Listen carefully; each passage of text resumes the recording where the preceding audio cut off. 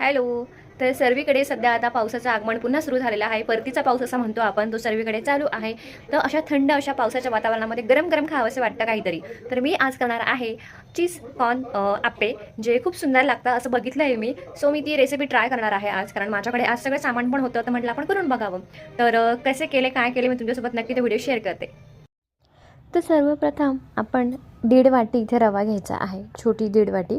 त्यानंतर स्वीटकॉर्न, कांदा, हिरवी मिरची, कोथिंबीर आणि थोडंसं काळी मिरी पूड, चीज आणि थोडंसं लाल सुक्या मिरच्याची थोडीशी पूड, असं सगळं एकत्र करायचं मीठ टाकून, आणि चीज पण टाकायचं हां. आणि ते सर्व एकत्र करायचं आणि 10 ते 15 मिनटं असं ठेवून द्यायचं.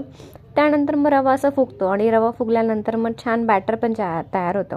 आणि मग नंतर मग आप्पेपात्रामध्ये छान तेल किंवा बटर किंवा तूप जे असेल ते तुम्हाला जे आवडत असेल त्याप्रमाणे सगळं लावून